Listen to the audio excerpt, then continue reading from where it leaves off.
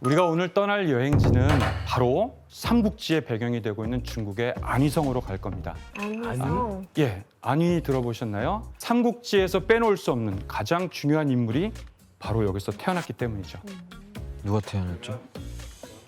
중요한 사람이 워낙 많아가지고 누굴 보는지 모르겠네요. 태평 시대에는 그는 유능한 신하이지만 난세에는 그는 간웅이다. 난세 맞네요. 간웅님 나오셨네요. 여기서. 간웅. 일개 경비대장에서 출발해서 한 국가의 승상 그리고 훗날 바로 위나라의 왕이 됐던 사람입니다. 바로 오늘의 주인공은 바로 조조가 되겠습니다. 정사 삼국지에서는 이렇게 얘기를 해요. 조조가 이룬 대업은 정말 그의 밝은 지략에서 나온 것이고 가히 역사상 시대를 초월할 만한 인물이다라고 이렇게 평가를 해요. 그리고 또 중국 역사상 최고의 황제 중에 한 사람인 당태종. 당태종은 이런 말을 했어요.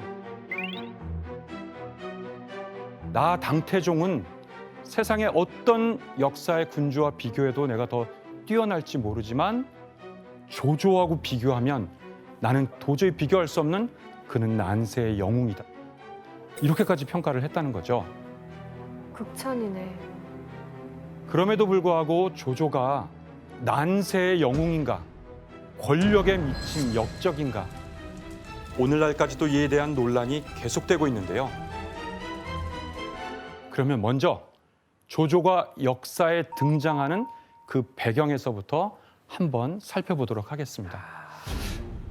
중국은 진제국과 한제국이라는 400년 동안 고대 제국을 완성했던 그런 시대였었어요.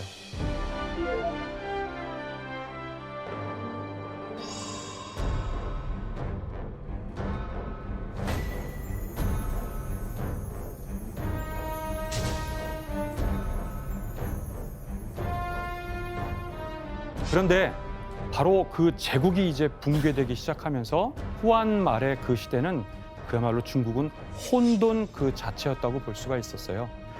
그 중에서 특히 10명의 유명한 환관들이 있었다고 그러는데 혹시 들어보셨나요? 네. 저희가 뭐 얘기를 많이 하잖아요. 안 좋은 얘기 할 때. 십상시들. 맞습니다. 네.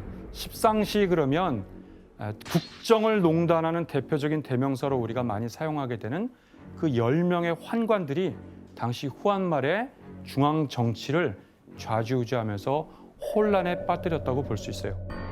백성에게 죄가 없어도 번번이 친족까지 벌하였고 백성이 농토를 가지고 있으면 억지로 그것을 빼앗았다라고 역사에 기록되어 있는데 환관들의 만행에 백성들의 삶은 점차 피폐해져 가고 자연재해로 인한 기근까지 겹쳐 결국 어려움에 처한 백성들은 반란 집단으로 전환되는데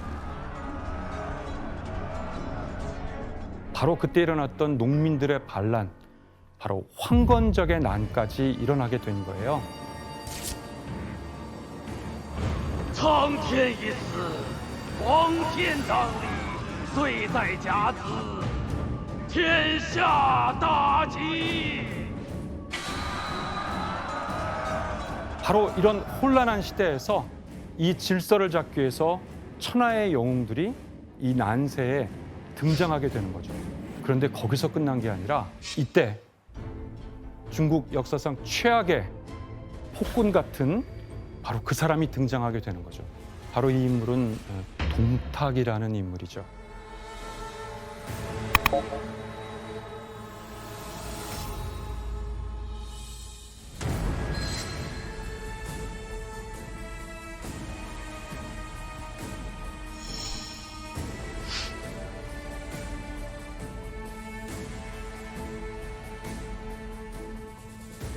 근데 진짜 너무 심술궂게 생겼어요.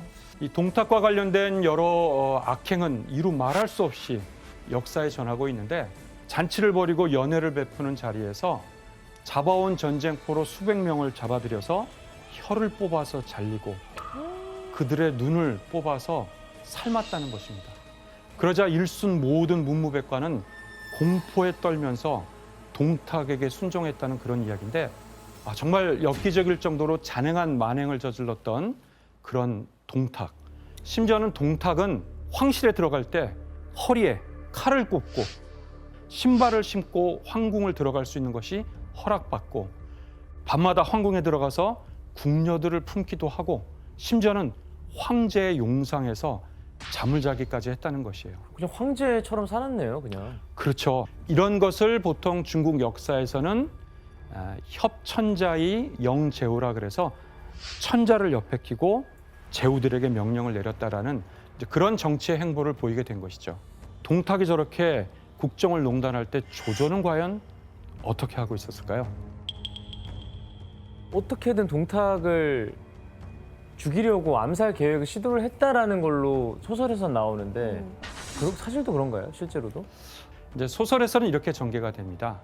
천하의 역적인 이런 동탁 밑에서 조조는 처음에 충성을 바치는 모습을 보여줘요. 본심을 숨기고요. 그러나 동탁을 암살하고 싶었지만 동탁을 암살하는 게 너무 어려웠어요. 당시 동탁 측 옆에는 삼국지의 최고의 명장이자 무장이었던 여포가 항상 옆에 있었던 거예요.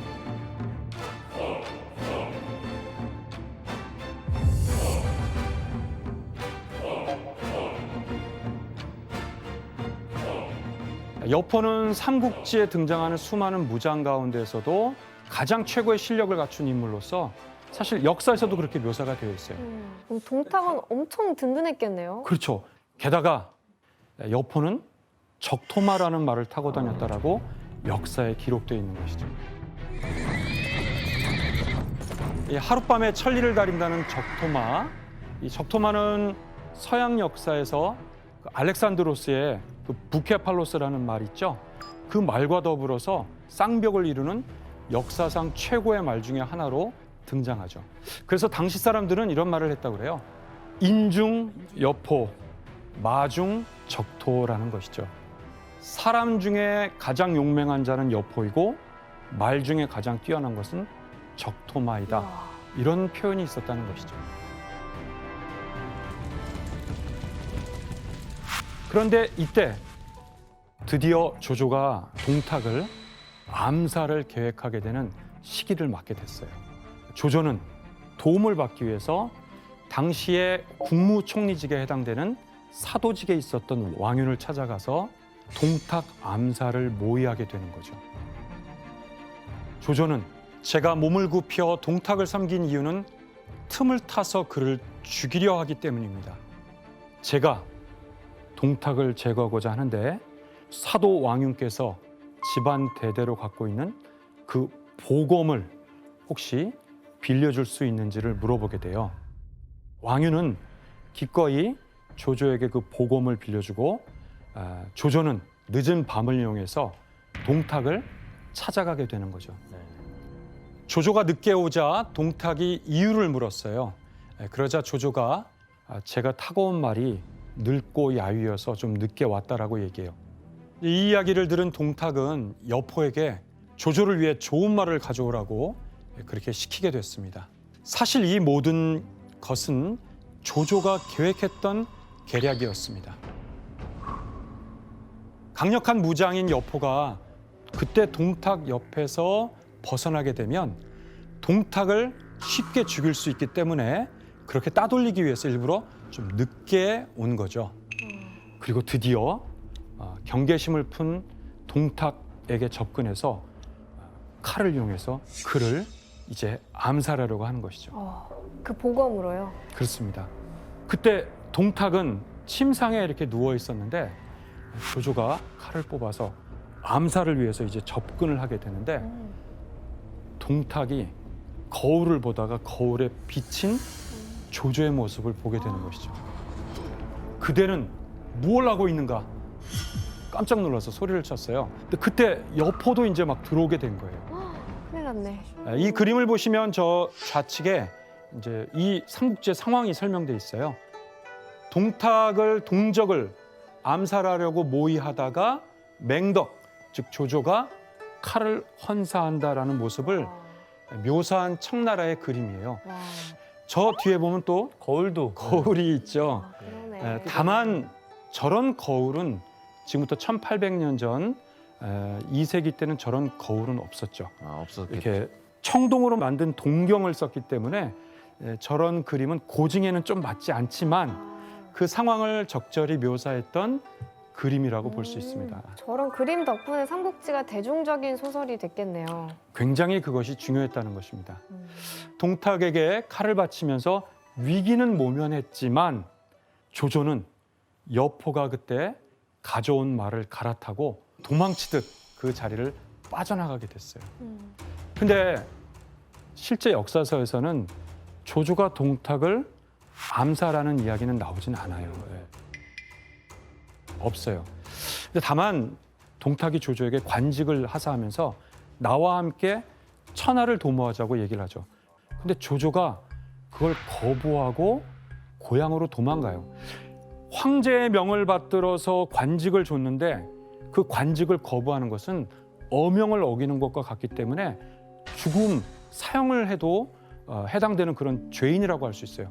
그래서 조조는 도망가게 된다고 나와 있는데 소설에서는 이야기를 조조가 동탁을 암살하는 사건에 실패하는 걸로 묘사함으로써 동탁과 조조가 상당히 대립될 수 있는 그런 극적 장치로 이거를 활용하게 됐다고 볼 수가 있습니다. 재밌네. 얘기 잘 만드셨네 그러면. 그러니까. 네. 여기서 끝난 게 아니에요. 여기서 너무나도 중요한 바로 조조를 이해할 수 있는 중요한 사건이 여기서 일어나게 되는 거죠.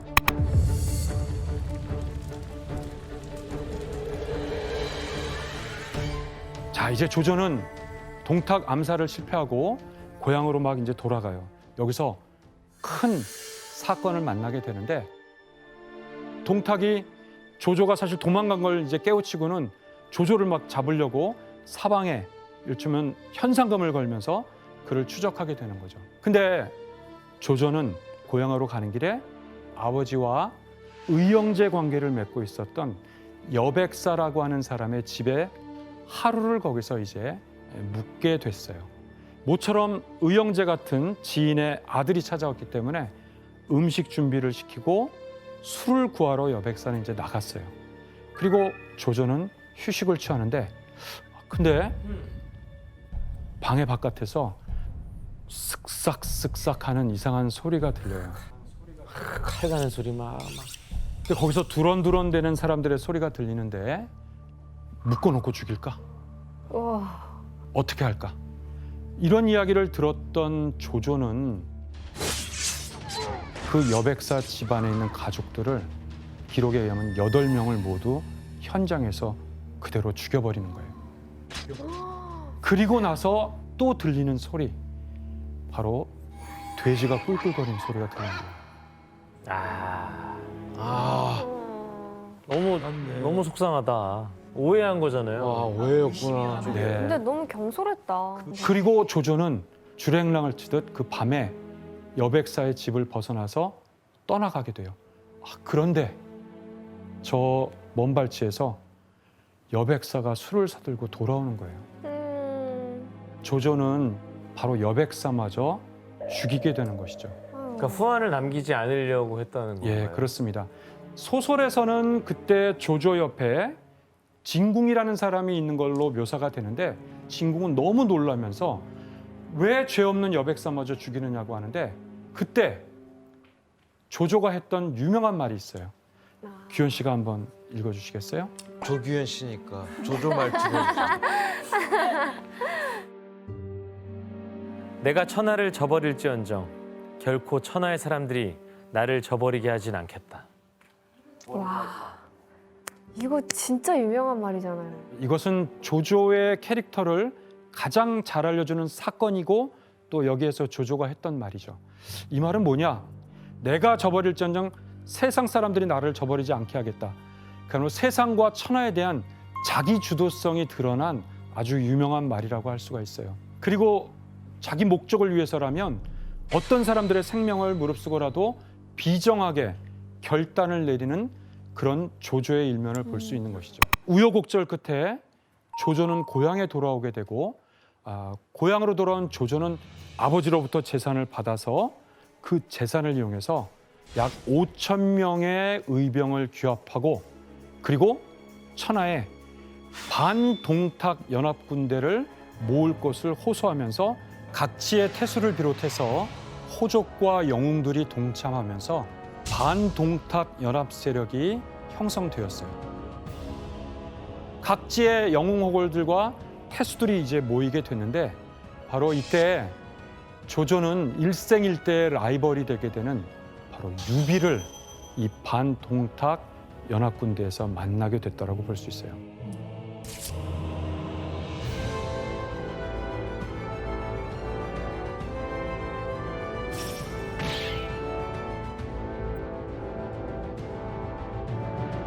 동탁을 제거하려고 모였으나 이게 진전이 되지 않아요. 왜냐하면 동탁에겐 항상 누가? 여포. 여포가 있기 때문에 실제 전투를 벌여도 연합군대의 장수들이 떨어져 나가는 거예요. 그런데 이때 한 장수가 나서서 여포와 일합을 겨루는데 그가 바로 장비였던 것이에요. 청나라 때의 비단에 그려진 그림인데요. 누가 여포인지 아실 수 있겠죠? 왼쪽. 네, 그렇죠.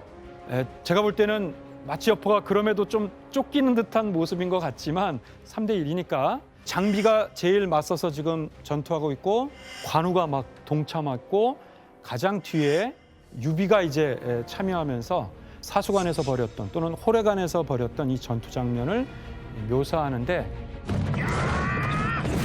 장비는 한 번도 패배한 적이 없던 사람이나 여포의 정말 무력은 대단했기에 관우가 나와서 도와주고 그리고 또 유비도 나와서 도와주게 되는 호래관 혹은 사수관에서 펼쳐졌던 이 전투는 삼국지 전반부 통틀어 가장 매력적이고 호쾌한 장면이라고 볼 수가 있겠어요. 근데 사실- 3대 1로 싸운 거네요. 그러니까 사실 치사한 거잖아요. 왜냐면 장수 한 명씩 붙는 건데 세 명이 붙었다는 게 이게 왜 그렇게 미화됐는지 잘 모르겠어요. 네, 후대인들은 비겁하다기보다 사실 그만큼 여포가 뛰어다니는 거는 그치. 인정하게 됐다는 거죠. 진짜 대단하다. 내노라는 영웅들이 반동탁 연합군을 구성했음에도 불구하고 동탁을 제거하는 데는 실패하고 지지부진하게 교착 상태에 빠지게 되니까 이제 모였던 연합군대들이 다 뿔뿔이 흩어지기도 하면서 사실 이 동탁 연합군대의 기치를 내걸었던 조조로서도 명분을 잃게 되면서 연주 지역으로 돌아가서 여기를 근거지로 하면서 천하를 도모하고 시기를 엿보게 되는 그런 상황으로 이게 가게 돼요. 근데 뜻밖에도 동탁은 곧 죽음을 맞게 됐어요. 대체 동탁을 죽인 건 누구였을까요? 아 누구지? 누구에 의해서 죽어요? 그 오래 살 몸이 아니던데 보니까. 네, 뭐 고지혈증 지방 뭐 과다 이런 뭐 거, 이런 지방 걸로. 과다 뭐 이런 거 아니에요? 동탁을 죽인 사람은 조조도 아니고 원소, 유비 그리고 그의 삼형제도 아닌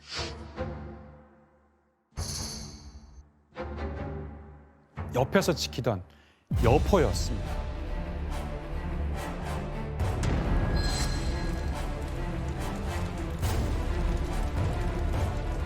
동탁 제거를 위해서 가장 준비했던 사람은 아까 말했던 사도 왕윤이라는 사람이었어요. 가장 문제는 동탁이 옆에 여포가 있다는 거잖아요. 바로 여포를 해결하기 위한 방법을 생각해내는데 왕윤 옆에 수양딸 같은 여인이 있었는데 그 여인이 초선이라는 여인이었어요. 초선. 초선. 초선은 게임에 많이 나오는 나오죠. 이름이다. 되게 유명한 미인이잖아요. 이 유명한 미인계를 통해서 결국 동탁과 여포를 이간질시켜서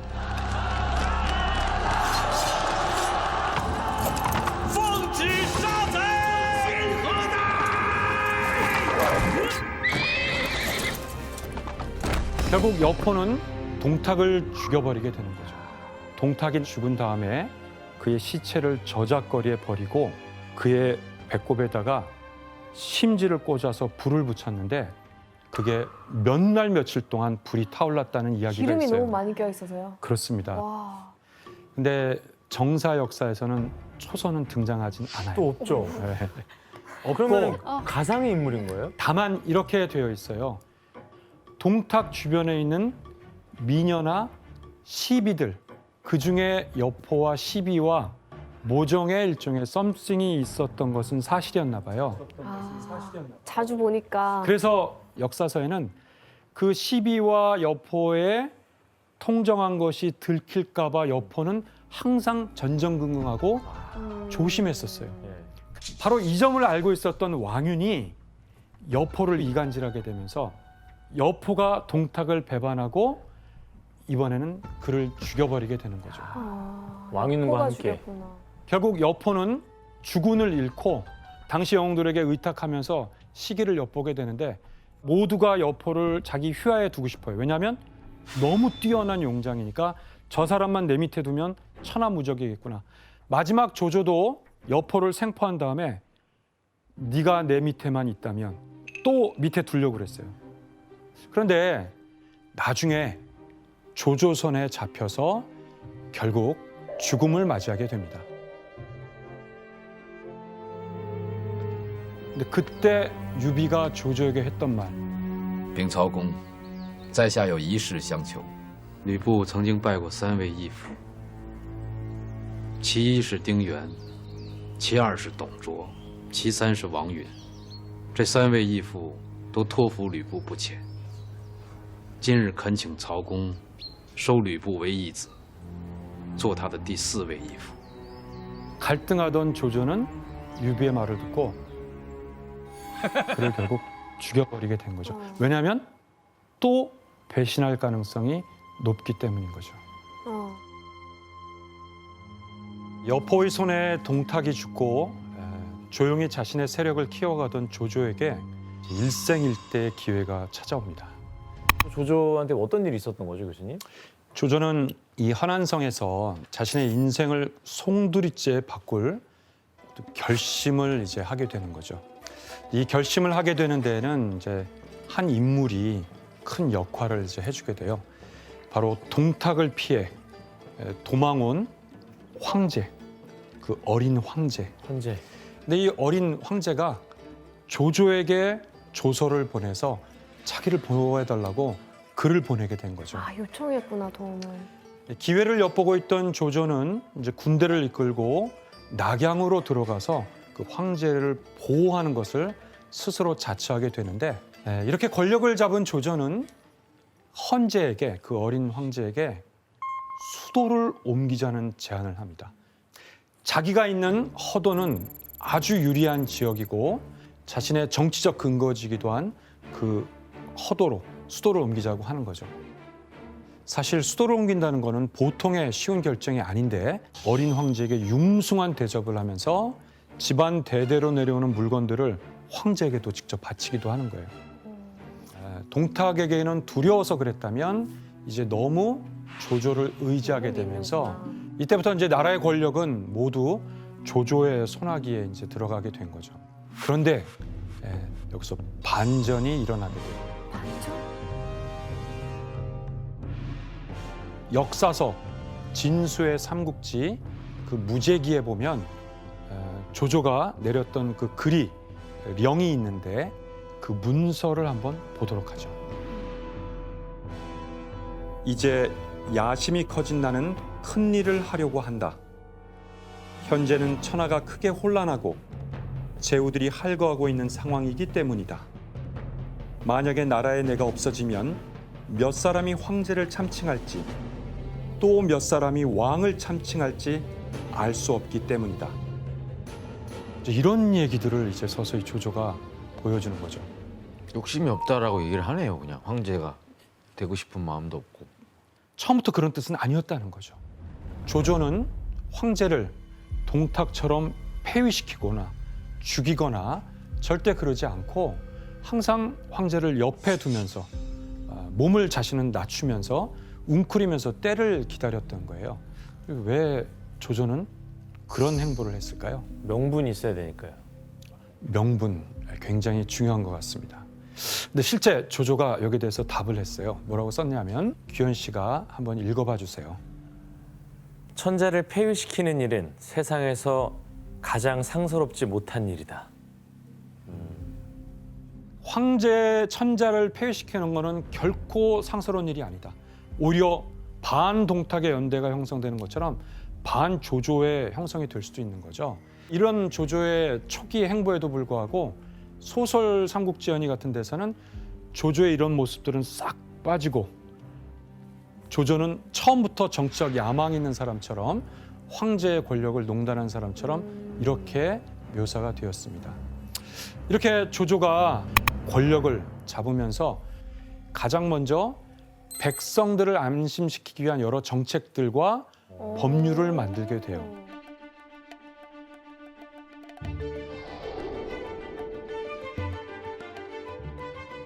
군인들이 전쟁을 하거나 전투를 하는 과정에서 비일비재하게 민간인들을 약탈하는 경우들은 많이 있죠. 그러니까 농민들이 그럴 때도 또 피해를 보잖아요.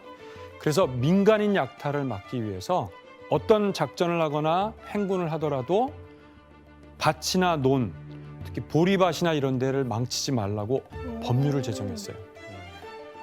그런데 어느 날 조조가 공교롭게도 말을 타고 행군을 하다가 그 보리밭을 조조의 말이 밟아버렸어요. 조조의 말이 밟아버렸어요. 그러자 조조가 부하에게 물어본 거예요. 내가 어떤 처벌을 받아야 되느냐.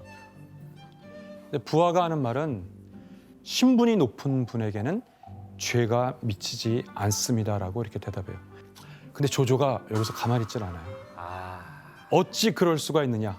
내가 법을 만들었는데 그러나 내가 법을 어겼을 때 만약에 내가 이것을 죄를 안 받으면 누가 이 법률을 따르겠느냐. 그러면서 역정을 내면서 스스로에게 벌을 내리는 깜짝 놀랄 만한 행동을 합니다. 조조가 칼을 뽑아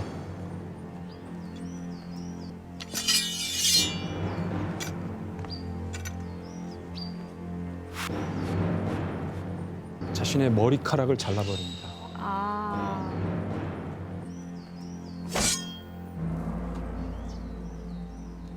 머리카락을 자른 것이 별거 아닌 것 같지만 머리카락을 자르는 것도 일종의 당시의 형벌이에요.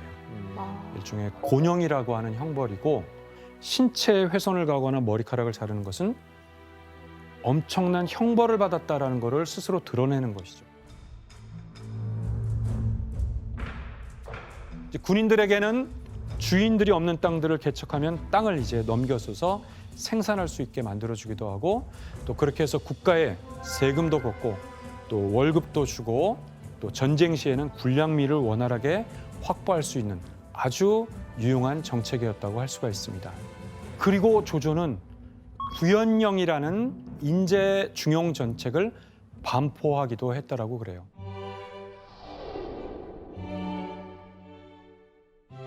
이게 뭐냐면 능력이 있으면 중용한다는 거예요. 그 사람이 어떤 결점이 있고 그 사람이 출신 성분이 어떻고 그 사람이 정말 능력만 있다면 그 능력을 내가 사서 인재로 등용하겠다라는 거죠.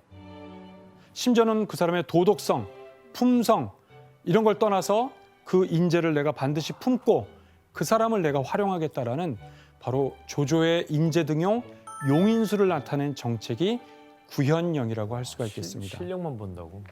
근데 조조에게 결정적으로 백성들이 등을 돌리게 되는 아주 중요한 사건이 벌어지게 돼요. 조조 일생일대에서 최악의 악행으로 손꼽히는 서주 대학살 사건이에요. 도겸전에 따르면 민간인 학살로 인해서 수십만 명의 서주 백성이 죽고 그 죽은 사람들의 시체로 강이 붉게 물들고 막혀서 흐르지 못하게 되었다. 심지어 살아있는 생명체라면 개와 닭까지 모두 죽여버렸다. 아니 어쩌다 그런 일이 생긴 거예요? 이 사건은 조조의 개인적 원한과 보복에 따른 것이었어요. 바로 원한? 조조의 아버지 조승이 도겸에 의해서 조조의 아버지가 죽음을 당해요. 그 보복을 위해서 서주의 그 10만의 대학살을 감행하게 되고 이것은 그 이후의 역사에서도 조조의 가장 지울 수 없는 치명적인 그런 정치적인 어떤 부담으로 작용하게 됐다고 볼 수가 있겠습니다. 냉정함을 잃어버렸네. 확 아버지가 죽음을 당했다는 순간. 이 과정을 통해 이제 조조는 보다 권력을 장악하게 되면서 조금씩 정치적 야망을 이제 드러내기 시작하면서 변해가기 시작합니다. 아, 변해요?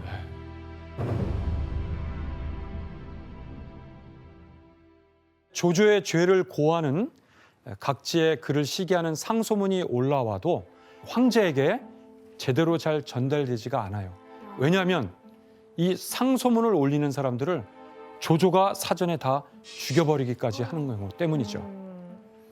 또 황후의 가족들이 조조를 암살하려는 계획을 세우기도 하는데 이 사실을 조조가 알게 된 거죠.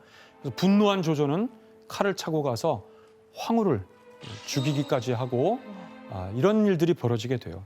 여기서부터는 제가 소설에서 알고 있던 조조의 모습이 나오는 거네요.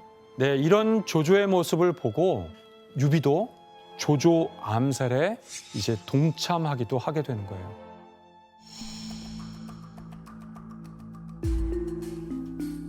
하지만 이제 원소에게 도착하기도 전에 조조의 군사들과 만나게 되면서 싸움에서 크게 패배하게 되었어요.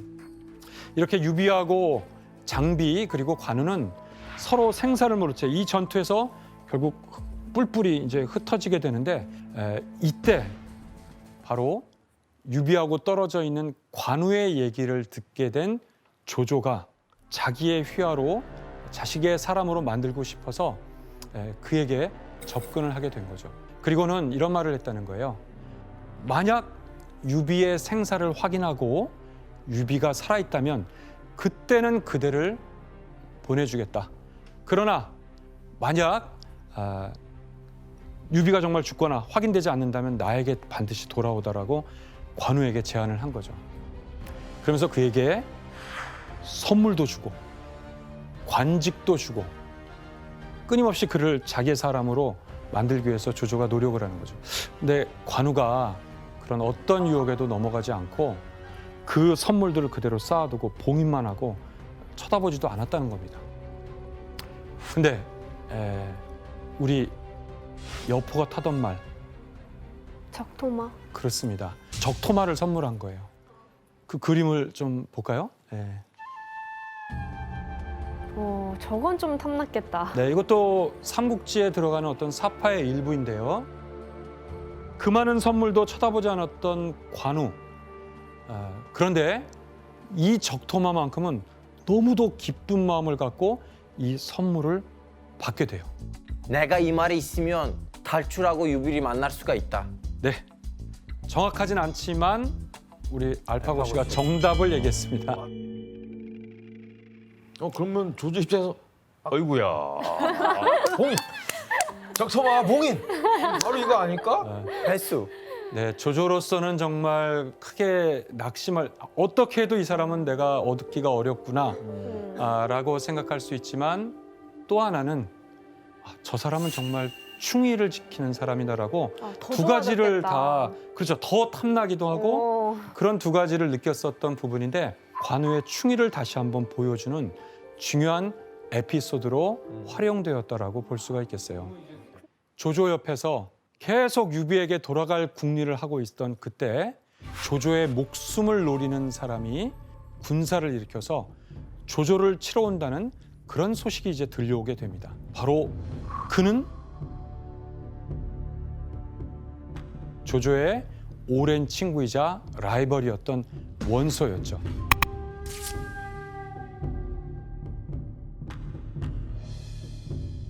조조의 세력이 점점 커지고 그의 횡포가 날이 갈수록 심해지면서 충돌은 이제 불가피한 그런 상황이 되는 거예요. 어제의 동지였지만 이제 오늘의 적이 되어서 둘은 이제 운명의 만남을 하게 된 거예요. 이 두 사람이 본격적인 전쟁을 하게 되는데 이 전투가 바로 삼국지의 적벽대전, 이릉전투와 함께 3대 전투라고 불려지는 바로 관도대전이라고 볼 수가 있겠습니다.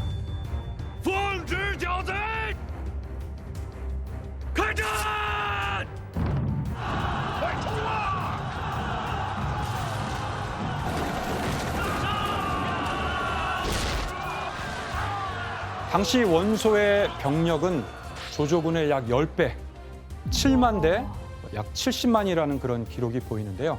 역사학자들이 볼 때는 그것은 좀 과장이라고 생각이 되고 대략 3분의 1 정도는 됐을 거라고 그렇게 생각하고 있어요. 그래도 굉장히 크잖아요. 네. 병력뿐만이 아니라 원소와 조조가 근거지로 있는 그 땅을 한번 확인해 볼까요? 한번 지도를 보도록 하겠습니다. 지금 이 지도에서 조조가 근거지로 삼고 있는 지역은 예조와 연주 지역 정도가 이제 조조가 유리하게 활용할 수 있는 근거지라고 볼 수 있어요. 그에 비해서 원소가 근거지로 삼고 있는 지역은 무려 약 4개의 주를 차지하고 있으니까 영토, 행정구역수, 인구수, 원소가 압도적으로 유리했다고 볼 수가 있어요. 다만 조조에게는 누가 옆에 있는 거예요? 황제. 황제가 있다라는 그 명분이 상당히 있는 거죠. 관도는 한나라의 허도로 가는 길에 중요한 길목에 놓여 있기 때문에 조조로서도 이 전략적 중요성을 이미 알고 있었고, 중원은 여러분들이 이 지도상에서 보면 현재 중국의 황하의 중하류 유역의 정중앙 지역이라고 볼 수가 있어요. 그래서 중국의 어떤 배꼽 같은 그런 지역이라고 볼 수가 있는 거죠. 바로 중원을 얻는 자가 천하를 얻는다라는 그런 말이 있어요. 그만큼 중요한 곳이라고 할 수가 있는 거죠. 그래서 이 관도를 둘러싸고 엎치락 뒤치락 하면서 싸움을 이어가기를 무려 8개월의 기간 동안 전투가 벌어지게 됐어요. 길게 싸웠다. 사실은 전쟁이 길어질수록 누구에게 유리하죠? 원소한테 유리하지 않을까요? 예, 누가 봐도 원소가 유리하고 압도적으로 위에 있기 때문에 전쟁이 길어질수록 원소가 이길 확률이 높아져요. 그런데 여기서 조조가 전쟁을 나가면서 승부수를 이제 띄우게 돼요.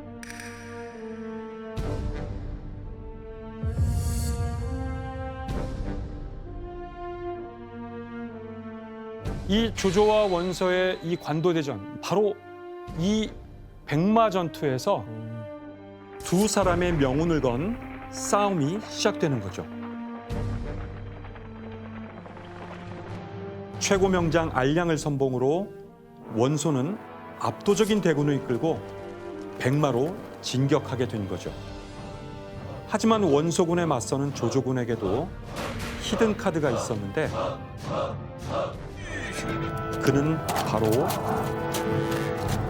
관우였습니다.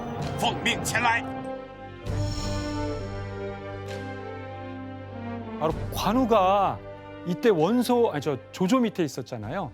그래서 의를 지키기 위해 관우가 조조를 도와 압도적인 원소의 대군과 맞서 싸운 거죠. 그리고 원소의 명장 알량과 결투를 벌이게 되는데요. 여기서 원소의 명장군인 알량을 여기서 이기고 처형하게 되는 거죠. 역사서인 삼국지의 관우전에서도 이 같은 기록이 남아 있습니다. 관우가 알량을 발견하고 10,000명이 운집한 무리 중으로 말을 달려가 알량을 찌르고 그의 목을 베어 돌아왔다. 원소 위하의 여러 장수들은 당할 자가 없어 마침내 포위를 풀었다. 이렇게 되어 있는 거죠. 관도대전의 중요한 첫 번째 전투인 백마전투에서 조조군은 사기가 기세가 더욱 높아지고 병력 차이가 많이 나지만 그럼에도 불구하고 이 첫 번째 전에서 승리를 거두게 되는 거죠. 보통은 군사들이 앞에서 전투할 때 뒤에서는 끊임없는 후방 부대에서 군량미와 또 말의 먹이들을 뒤에서 이제 보충하게 되는 거죠. 왜냐하면 이것을 우리가 보급이라고 하고 보급이 그만큼 전쟁에서 중요하기 때문이에요. 그런데 조조가 보급을 이용해서 전쟁에 승리를 하긴 해요. 뜻밖의 원소군이 패배하고 원소군이 약 6,000명의 군사를 보내서 조조를 이제 추격하게 돼요. 이 백마에서 관도로 후퇴하고 있던 조조는 마치 쫓기는 듯 유인 전술을 펼치는데요. 말을 비롯해서 무기류, 식량, 말먹이나 군량미 같은 것들을 버려둔 듯하고 사실은 매복을 하게 되니까 쫓아가던 원소군들은 아, 이것까지 버리고 도망갔구나 그러면서 그거를 수습하느라고 탐욕에 눈이 멀었던 그 병사들. 그때 조조의 약 600여 명의 군대가 급습하게 되면서 이번에도 또 원소의 군대를 물리치고 바로 여기에 또 원소의 명장인 문추.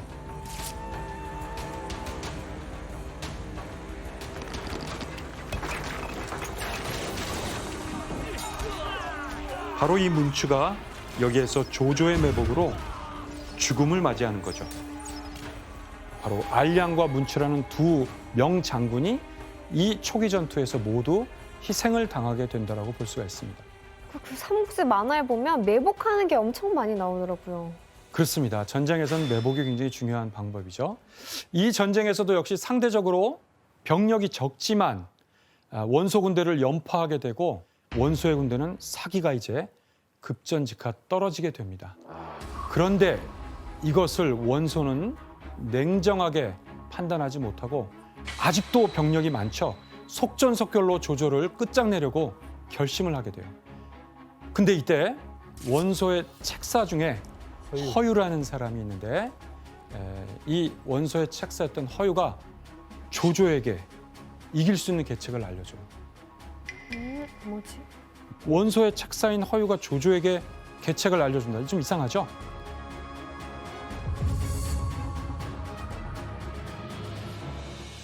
사실 허유는 원소에게 지구전으로 이 전쟁을 몰고 가서 조조를 관도성에 고립시키고 허도에서 황제를 모셔오면 바로 원소가 승리할 거라고 얘기해 줬습니다. 하지만 원소는 이 말을 듣질 않았습니다. 원소 그런 사람이 아니었는데 어릴 때는. 결국 허유는 실망하게 되면서 결국 원소를 저버리고 떠났구나. 조조에게 오히려 가게 됩니다. 그냥 배신한 거예요? 그냥 단순히? 그렇죠. 배신일 수 있고 실망. 투항을 하게 되는 거죠. 이렇게 투항할 때는 중요한 정보나 작전을 또 알려줘야 되는 거죠. 그러면서 허유가 조조에게 고급 정보를 알려줍니다.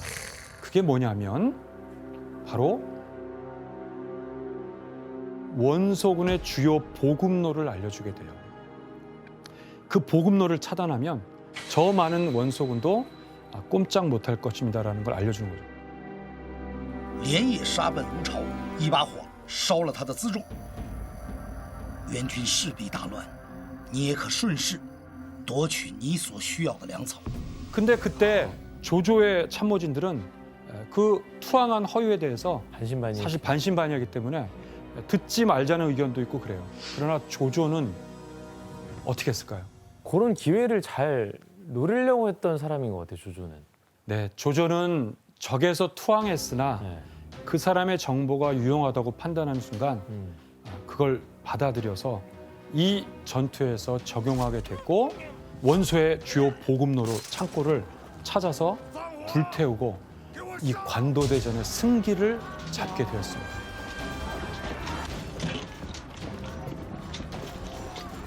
이렇게 조조가 비록 적군의 말이지만 그것을 경청하고 그것을 수용해서 자신의 승리에 활용하게 됐는데 이런 조조의 용인술, 이것은 당시로서도 굉장히 획기적인 그런 정책이라고 할 수가 있겠습니다. 그리고 그런 사람을 받아들이면 잘 활용했던 것이 조조라고 할 수가 있겠습니다. 이런 과정을 통해 사실은 뭐 10분의 1 혹은 뭐 3분의 1이나 되는 압도적 차이에도 불구하고 조조는 원소에게 승리를 할 수 있었던 것입니다. 그렇게 되면서 결국 화북 지역을 이제 조조가 이제 장악했다라고 볼 수가 있는 거죠. 그런데 여기서 또 한 번 놀라운 그 모습을 보여줘요. 전투가 끝나고 이제 조조의 군대가 원소의 진영을 차지하게 됐죠. 네. 근데 거기 이제 들어갔는데 조조의 부하들과 원소와 내통했던 문서들이 발견이 된 거예요.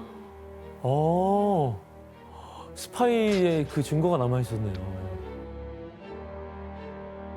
자, 여러분이 만약에 조조라면 어땠을까요?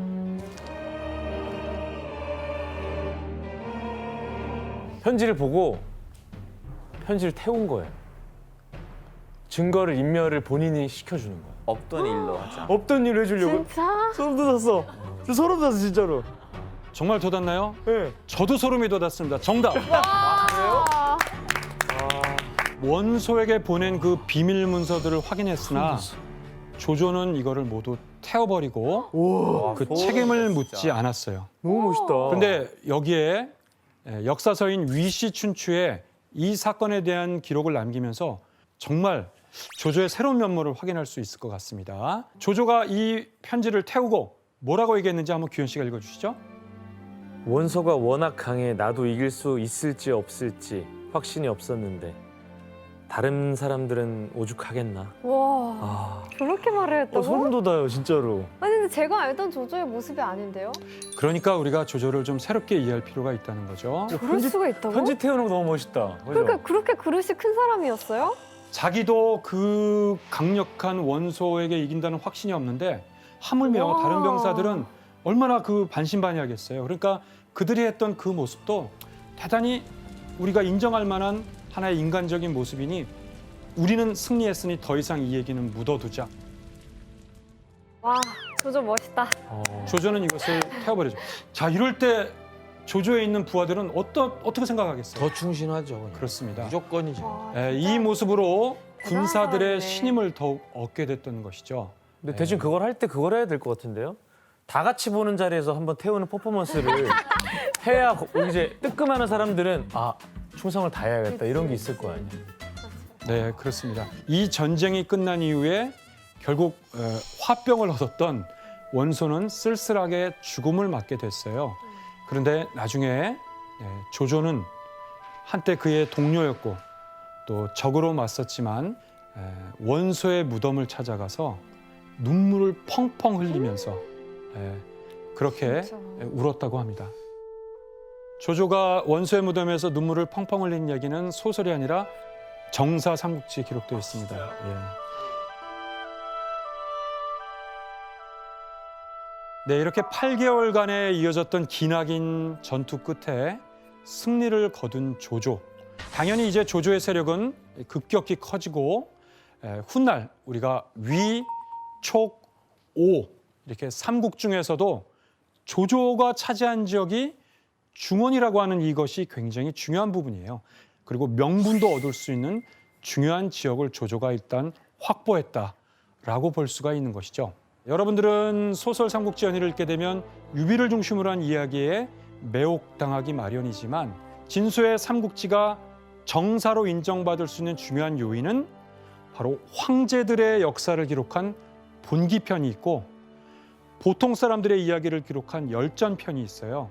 이렇게 본기와 열전을 모두 기록할 때 정사의 형식을 갖추고 있다고 하는데 그러면 황제들의 역사를 기록한 본기편, 진수는 이 본기편에 누구만을 넣어줬을까요? 조조. 바로 조조만이 본기편에 수록되어 있고 손권, 유비 모두 그냥 열전편에 기록되어 있을 뿐이에요. 다시 말해 역사는 분명하게 역사의 정통성은 즉 황제로 유일하게 인정한 것은 조조뿐이라고 볼 수 있어요. 그리고 조조와 그의 그 아들들로 이어진다고 보는 거죠. 삼국지 연의가 쓰여졌던 시대는 정사 삼국지가 쓰여진 시대로부터 무려 1000여 년이 지난 다음이에요. 너무 많은 차이가 있죠. 그러니까 긴 시간 동안 정사와 소설 사이에는 많은 변화와 역사를 바라보는 시각의 차이가 생겼습니다. 그래서 실제보다는 과장된 이야기로 알려지게 된 거죠. 특히 송나라 이후에 주자학적인 세계관이 들어오게 되면서 조조보단 한나라 황실인 유비, 그리고 법가적인 조조보단 유가적인 바로 유비를 중심으로 해서 그것은 어떤 면에선 좀 왜곡 같기도 하지만 어떤 면에선 역사의 재해석이 이루어지면서 나관중의 소설 삼국지 연의로 결국 완성됐다라고 볼 수가 있겠습니다. 그런데 우리는 삼국지 연의로 인해서 오히려 유비에게 정통성이 있고 또 조조에게 부정적 이미지가 너무 많이 더 씌워진 것은 아닐까 이제 그런 생각을 해봅니다. 제갈량은 역사상 최고의 승상이라 할 만하다. 그러나 종종 전쟁에서 성공하지 못했던 점은 임기응변과 지략이 그의 장점이 아니기 때문이다. 아, 전쟁 쪽으로는 아예 그냥 접으셨네, 생각. 미리 준비한 건 되는데 순간적인 대처가 잘 안 되셨나 봐요. 아, 순발력. 우리가 알고 있는 제갈량과 좀 다르죠. 하지만 삼국지연의에서 완벽한 이미지로 창조된 그런 제갈량의 모습은 700년 동안 동아시아인들에게 강렬한 인상을 주게 되고 그 자체가 하나의 문화사적 가치로 남게 됐습니다. 그렇다면 이제 삼국시 속의 제갈량은 왜 그렇게 신출귀몰하고 완벽한 모습으로 만들어졌을까요? 그랬을까요? 그래서 이번 시간 만들어진 천재, 책사 바로 그 제갈량 진짜 삼국지 이야기를 한번 얘기해 보도록 할게요. 만들어진 천재라니.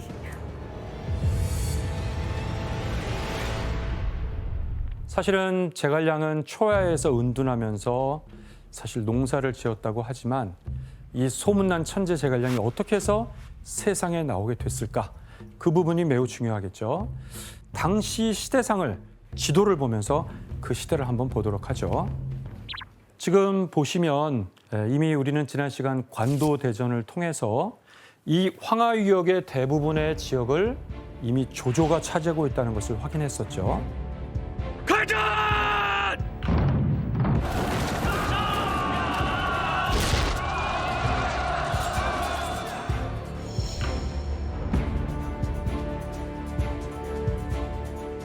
그리고 강동 지방은 송건이 장악하고 있는 상황이에요.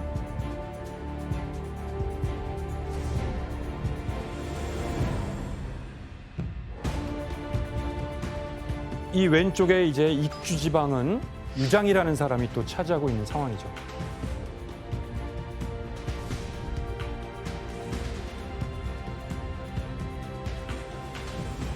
굉장히 중요한 땅들은 이미 다 주인이 있고 세력을 장악하고 있는 상황이라고 볼 수 있어요. 자, 이런 상황에서 유비는 바로 관우장비와 더불어서 이 형주의 북쪽 바로 이 신야라고 하는 곳에 머무르면서 틈을 엿보면서 은거하고 있었던 상황이라고 할 수 있어요. 자, 언뜻 보면 그 옆에는 천하제일의 장군인 관우와 장비가 있기 때문에 우리는 뭐든지 가능할 것 같지만 훌륭한 장군만 있다고 그래서 바로 천하통일을 이룰 수 없다라는 거는 우리가 여포를 통해서도 확인했었잖아요. 이처럼 유비에게는 유능한 전략가가 매우 필요한 상황이었는데 바로 그런 시기에 한 명사가 유비에게 매우 흥미롭고 의미심장한 이야기를 전하죠. 와룡과 이 봉추 두 사람 가운데 하나만 얻어도 천하는 편안하게 만들 수 있을 것이다. 이런 얘기를 해주는 거예요. 그 말은 두 사람이 굉장히 중요한 능력자라는 걸 말하는 거죠. 와룡 무슨 뜻이죠? 누운 용. 누워 있는 듯 웅크리고 있는 용이니까 곧 펼쳐서 세상에 나갈 잠재력을 갖고 있는 용이라는 거죠. 아, 또 추수할 인물. 네, 봉추. 추는 새인가? 예, 근데 아직 어린 그런 봉황이라는 뜻이에요. 그 중에 바로 제갈량은 와룡 또는 와룡 선생이라고 불렸던 거예요. 그래서 유비는 결심을 하게 됩니다. 바로 와룡 선생을 모시려는 거죠. 그래서 관우와 장비와 함께 제갈량을 찾아가게 된 거죠. 이 상황을 이제 우리는 너무나도 그 유명한 말 바로 삼고초려라고 이렇게 표현을 하게 된 거죠.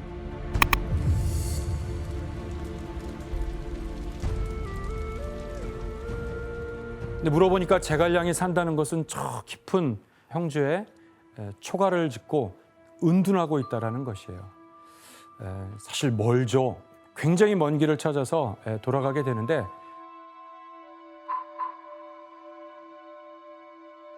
도착을 했어요. 유비가 제갈량 선생이 있는 줄 물었더니 집에 없다는 거예요. 안 계세요. 예, 정말 할 수 없이 유비는 돌아가고 다음을 기약한 다음에 추위가 몰아치던 12월에 눈이 오는 산길을 듣고 또 이번에도 찾아갔는데 또 허탕을 치게 된 거죠. 일부러 피하는 건 아니지. 그리고 이제 세 번째 제갈량을 찾아서 삼형제가 찾아가게 됐는데 어때요? 이번엔 만날 수 있었을까요? 만나야죠, 솔직히 3-4번인데요. 성공. 그렇게 열심히 했는데. 제갈량 선생님은 계시는가 하고 물었는데 선생님이 계십니다. 네, 지금 주무시고 계세요. 가는 날이 장날이네. 유비로서도 자존심이 상할 것 같죠? 그러나 여기서 유비는 선생을 깨우지 말고 그가 깰 때까지 우리는 기다리겠노라. 밖에서 기다리게 되는 겁니다. 밖에서. 네. 그리고 거의 2시간이 됐는데 드디어 제갈량이 깨어난 거예요.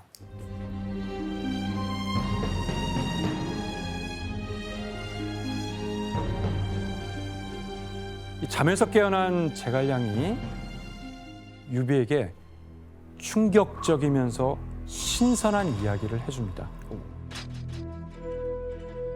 바로 아직 세력도 없고 별 볼 일 없는 유비가 천하를 얻게 될 수 있는 그 계획이었던 거죠. 어떤 내용이었을까요? 뭐지? 전쟁도 아니고.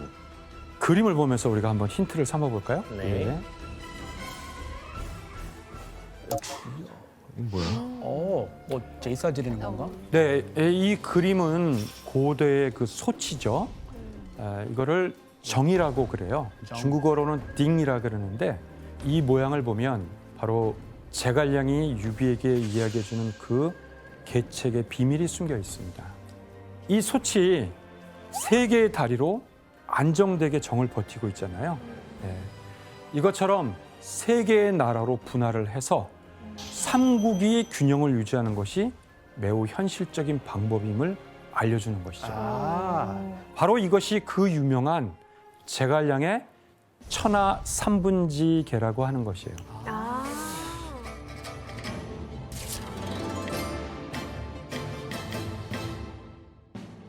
후대의 역사가들은 제갈량의 천하 삼분지계를 바로 이 청동소추로 많이 비유를 하게 된 것이죠.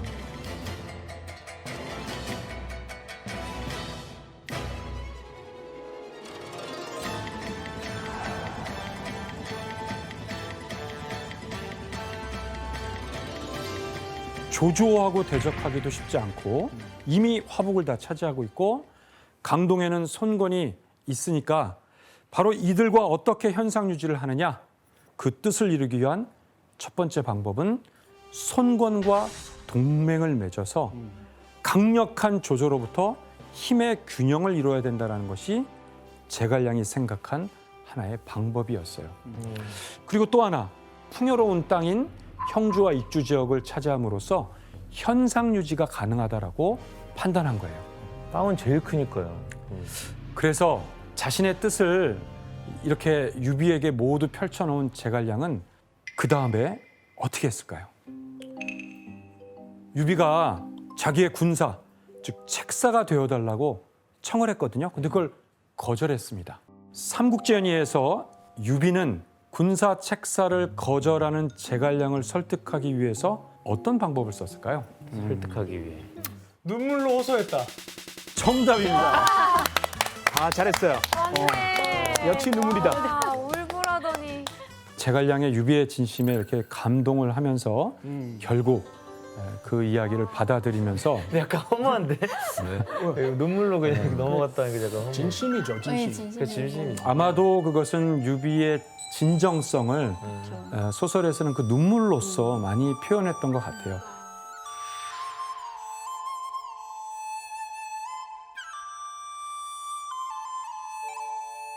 당시 제갈량의 나이는 26살.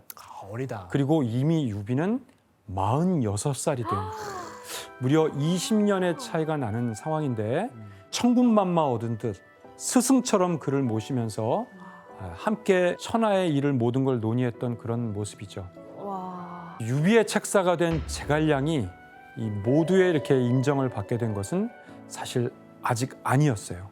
왜냐하면 아까 관우장비 어땠죠? 질투. 화가 많이 나 있었어요. 쑥스럽게 봤죠. 관우와 장비 입장에서는 아직 검증되지 않은 저 실력도 아직 모르는 어린 제갈량을 저렇게 마음을 들여서 막 정성을 다하니까 너무 못마땅한 거죠. 그래서 이때 제갈량이 관우와 장비에게도 인정받는 그런 중요한 전투가 이제 곧 벌어지게 됐어요.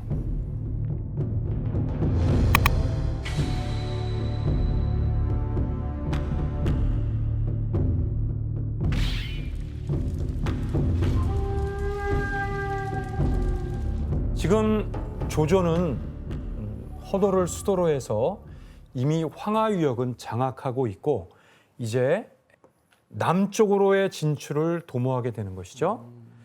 그리고 형주 산야에 응거하고 있는 유비는 북쪽에서 남쪽으로 내려오는 조조를 막기 위해서 이제 제갈량과 준비를 해야 되는데 바로 여기에서 이 방망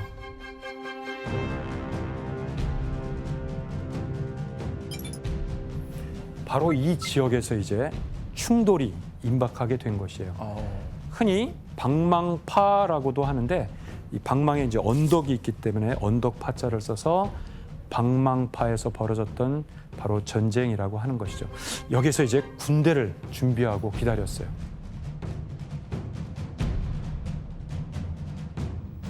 曹兵进军，必须路经博望坡。博望其左有山，名曰玉山；其右有陵，名曰安陵。山洼与林间，皆可伏兵。关羽听令。 기록에 의하면 조조가 10만의 대군을 이끌고 이제 남쪽으로 모습이 드러나는데 유비가 준비하고 있는 병사는 불과 3천여 명. 초기에는 유비의 군대가 밀리고 밀리면서 쫓기듯 후퇴를 하게 됐어요. 결국 이 산에서 방망파의 산에서 밀려나면서 조조의 승리가 이제 눈앞에 보이는 것 같은. 그런데 갑자기 계곡과 협곡에서 불화살이 마구 쏟아져 나오면서 순식간에 상황이 아수라장이 되는 거예요. 갑작스럽게 공격의 조조군은 여기서 대패하게 되는 거죠.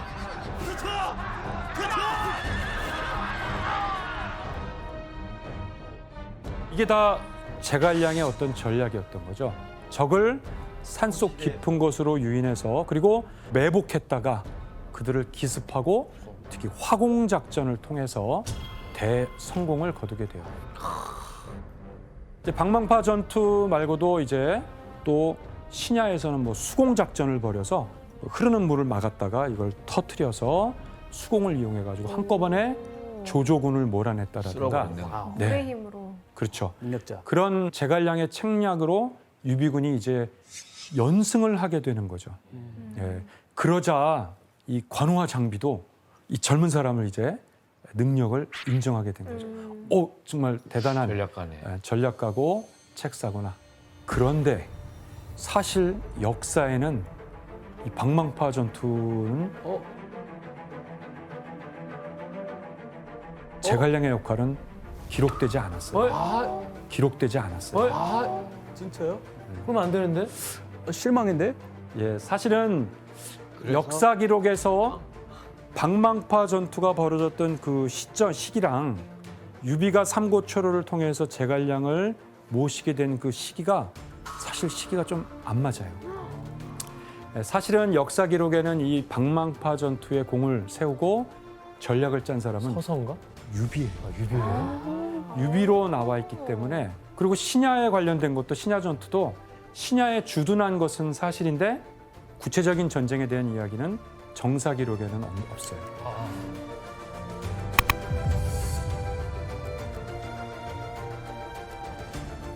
지형과 지세를 이용해 가지고 그걸 활용해서 승리했다는 점이 이 두 전투의 공통점이자 특징이라고 볼 수 있어요.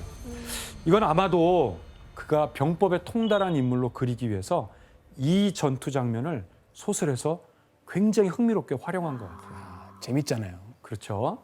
예, 이렇게 제갈량의 지략으로 유비군에게 밀린 조조는 단단히 이제 준비를 하고 이제 완전히 형주와 강동 지방의 정복을 꿈꾸게 되는데 대규모 군대를 움직이기 시작했어요. 그래서 드디어 서기 208년 봄 남쪽의 형주와 강동을 집어삼키기 위해서 조조가 100만 대군을 이끌고 드디어 출정을 하게 된 거예요. 100만. 형주는 지리적 요충지이기도 하고 천하 통일을 위해서는 반드시 조조가 차지해야 되는 그런 전략적인 땅이라고 생각했어요. 당시 근데 이 시기에 여기를 다스리고 있던 사람은 아까 유표라고 그랬는데 유표가 세상을 떠나고 그의 아들이 이제 이 형주의 지배권을 이어받게 됐어요.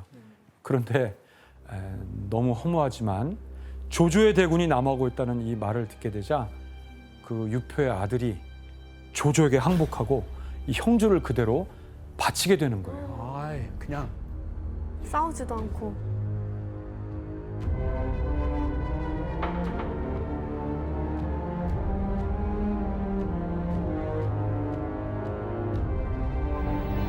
刘琮率荆襄9郡所有文武官民归顺朝廷，请丞相接印。 이렇게 형주가 조조에게 그대로 바치게 되자 유비는 이제 형주를 떠나게 되는데 자신의 근거지에 있었던 백성들을 이끌고 피난길에 오르는 거예요. 아, 유명한 장면이죠. 백성들을 버리고 갈 수도 있는데 유비는 그 백성들 하나하나를 이끌고 도망을 가는 거예요. 와, 하지만 이 상황에서 천재 전략가 제갈량이 이 꼭 필요한 땅을 이제 뺏길 수만은 없잖아요. 예. 그래서 또 한 번 이제 중요한 계책을 세우게 되는 거예요. 근데 이제 우리가 도미노 이론처럼 형주가 넘어가게 되면 이제 어디가 위험하게 되는 거죠? 양주. 왕주? 예, 바로 손권에 있는 이 지역도 위험하게 되니까 손권 있는 이 지역도 굉장히 위기의식을 느끼는 거죠. 불안감을 느끼고 이제 조조가 손권의 지역까지 오게 될 것이 너무나도 확실하게 된 거예요. 자, 이런 상황에서 손권은 자신의 책사였던 노숙을 이제 보내서 파견해가지고 형세를 점검하고 과연 어떻게 조조를 대책해야 될지 고민하고 있는 상황이었는데 그때 노숙이 피난하고 있던 유비하고 이제 만나게 되는 거예요. 그때 이제 한 가지 제안을 했어요. 바로 손권과 연합을 해서 조조를 막아내자라고 그렇게 얘기한 거죠. 손잡자. 그래서 유비는 제갈량에게 그대가 손권에게 가서 우리와 연대를 해서 조조를 막아낼 대책을 세우자는 이 중요한 책임을 유비가 제갈량에게 맡겼던 거예요. 자, 유비로서는 이제 절체절명의 위기이고 손권과 연합하지 않으면 도저히 안 되는 이제 그런 상황이라고 볼 수가 있어요. 여기서 제갈량의 지략으로 손권은 조조와의 전쟁을 결심하게 됩니다. 강동에 힘을 기울여서 중원의 조조와 싸울 자신이 있으시면 즉시 조조와 관계를 아예 끊으십시오. 근데 만약 그럴 용기가 없으시다면 아예 병력을 철수하고 항복하지 그러세요. 항복하시라고 와, 이렇게 얘기를 합니다. 그러니까 자존심이 상하죠. 근데 손권이 그래서 그대의 주군인 유비라면 어떻게 하겠는가? 그 물어봐요. 그랬더니 제갈량이 유비에 대해서 뭐라고 그랬을까요? 유비는 한 황실의 후손으로서 그의 인덕은 세상에 비할 바가 없는 사람입니다. 그런데 어찌 이 조그만 일에 굴복할 수가 있겠습니까? 이렇게 얘기를 하는 거예요. 조조에게. 정말로 그 자존감에 어떤 상처를 줬던 거죠. 와, 근데 저 살얼음 판을 걸은 거잖아요, 사실. 사실은 그것은 모험일지도 모르지만 제갈량은 오히려 상대적인 약소국과 강대국의 열등감과 자존심을 교묘하게 이용을 해가지고 손권을 오히려 자존감을 건드려서 항복하지 않고 항전하며 싸우리라라는 그 결정을 내리도록 하게 되고 바로 유비와 연합을 맺게 됩니다.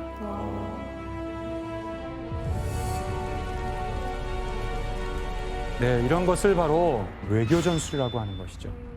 바로 그의 능력이 빛을 발하는 순간인데 조조의 100만 대군하고 맞서 싸우자는 어떻게 보면 좀 무리한 전쟁에 손권을 이렇게 끌어들이는 건데 그럼에도 불구하고 그 안에는 조조와 손권 두 강대국이 이 전쟁에 참여함으로써 두 나라의 국력을 소진시킬 수 있는 그런 복합적인 계략을 생각해낸 거예요.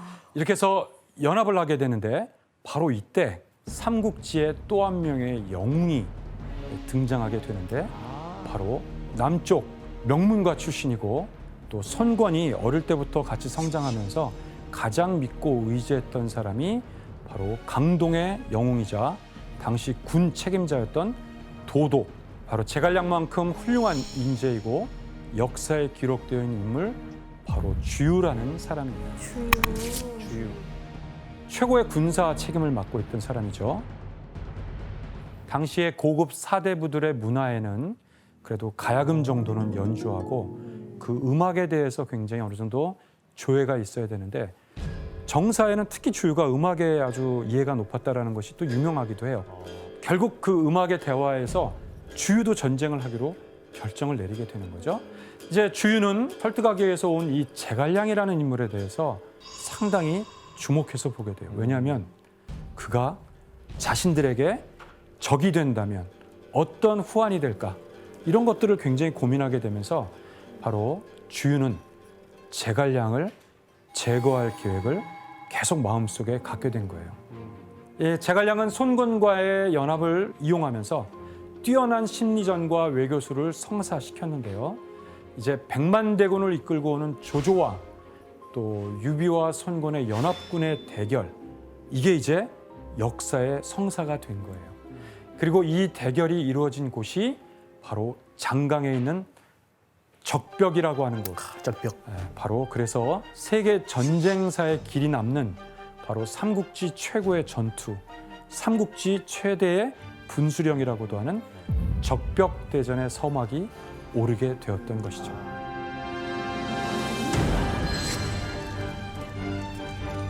손권의 군대는 강동에서 수군을 몰고 이제 장강을 거슬러서 이제 적벽으로 오게 되는 거죠.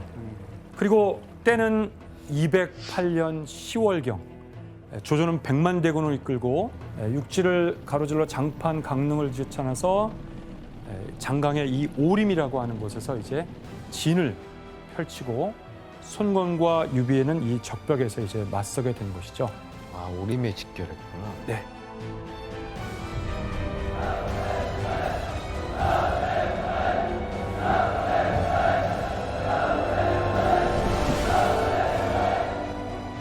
이제 두 군이 대치하는 상황에서 전면적인 전쟁도 벌어지겠지만 그 전에 바로 속고 속이는 책략들이 오고 가고 첩자들이 오고 가면서 많은 계략들이 여기서 벌어지게 돼요.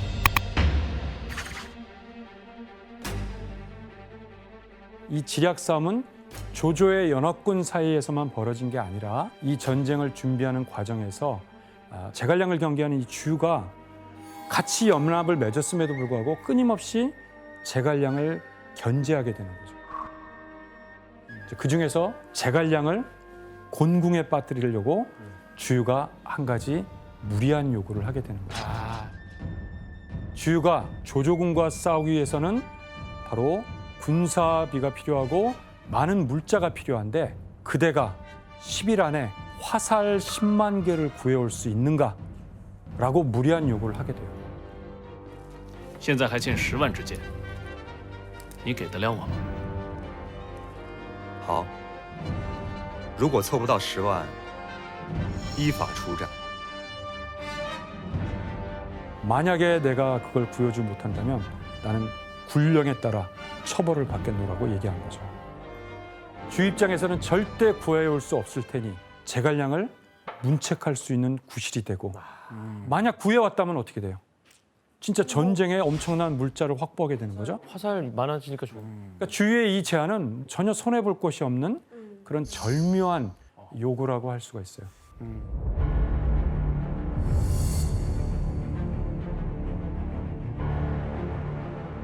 그런데 정말 사흘이 지난 어느 날 제갈량은 여유 있게 장강에 20척의 배를 들이우면서 조조의 진영을 향해 떠납니다. 조조의 진영에서는 화들짝 놀라게 되면서 화살을 이제 날리게 됩니다. 그리고 그 화살은 그대로 제갈량의 배 위에 준비한 볏짚에 빼곡히 박히게 됐습니다. 제갈량은 그렇게 가만히 앉아서 10만 개의 화살을 마련하게 된 겁니다.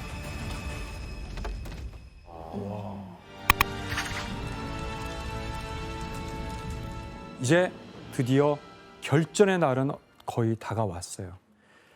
조조는 10만 개의 화살을 잃었다는 얘기도 듣고 이성을 잃을 정도로 이제 화가 치밀어 오르면서 손권의 연합군에게 첩자를 몰래 보냅니다.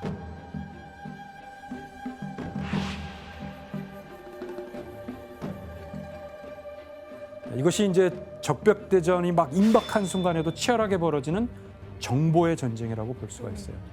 첩자를 보냈는데 주유는 조조가 보낸 첩자가 누군지를 이미 알고 그가 어떤 목적으로 찾아왔는지도 다 알아요. 근데 거기에 역으로 첩자로 역으로 이용하게 된 거죠. 그래서 작전을 하나 세우게 됩니다. 바로 손권이 자신의 아버지인 손견 때부터 주군을 모셨던 바로 원로 장수가 있는데 그가 바로 황계라는 장수예요. 근데 그 첩자가 보는 데에서 이 황계와 손권이 논쟁을 벌이다가 엄연히 주군인데 항명을 하고 저항을 하게 돼요. 여기에 분노한 손권이 황계에게 곤장형을 내리게 됩니다. 사실 이거 이렇게 쇼만 제스처만 해도 되잖아요. 근데 그렇게 해가지고는 첩자가 믿지 못할 것 같으니까 그 원로 장수의 옷을 벗기고 그에게 곤장형을 내리게 됩니다. 周瑜，我的小儿，我死了也不服你！ 그거를 목격하자 황계는 완전히 손권의 마음을 떠나겠구나라고 충분히 첩자에게 그 모습을 보여준 거예요. 그리고 아니나 다를까 황계는 배신을 하고 조조에게 투항하겠다는 뜻을 보내옵니다. 저를 장수로 받아줄 수 있느냐고 이렇게 물어보는 거죠. 여러분이 아는 조조라면 어떻게 할까요? 받아줍니다. 받아주죠. 이미 첩자에게 이런 상황을 조조는 보고를 들었단 말이에요. 그러니까 충분히 믿을 만한 거죠. 근데 1%가 아직도 뭔가 미심쩍어요. 그래서 조조가 확신을 갖기 위해서 첩자를 보내게 돼요. 이번에 주유는 조조의 첩자를 이번엔 또 어떻게 했을까요? 어떻게 했을까요?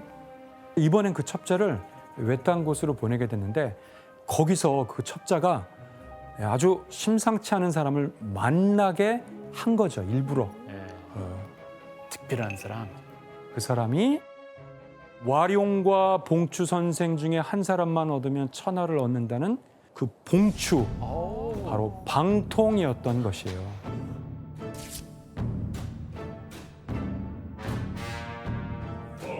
근데 그 사람이 손권에게 등용되지도 않고 내쳐지듯 딴 곳에 있는 걸 확인한 첩자는 이 사람을 조조에게만 데려간다면, 그렇게만 하면 조조가 굉장히 유리할 수 있겠다라는 판단을 하면서 방통을 첩자는 조조에게 데리고 가는 거예요. 이 사람이 바로 그 유명한 방통입니다. 하면서 조조군을 도와달라고 했죠. 근데 방통이 조조의 진영을 이렇게 유심히 봐요. 그러면서 이래 가지고는 수전에서 이길 수가 없습니다. 대부분 수군에 약하기 때문에 막 배멀미를 하고 막 힘들어하는 거예요. 마침 조조군대는 이 지역에 왔을 때 전염병도 그때 퍼지고 매우 힘들어했었어요. 방통이 제안을 합니다. 아니 왜 이렇게 배멀미가 들도록 힘들게 이러시냐? 그 배들을 마치 육지처럼 만들면 되는데. 그렇게 배마다 사슬을 엮어 흔들리지 않게 하자니 조조는 무릎을 치면서 그 방법을 사용하게 되는 거죠.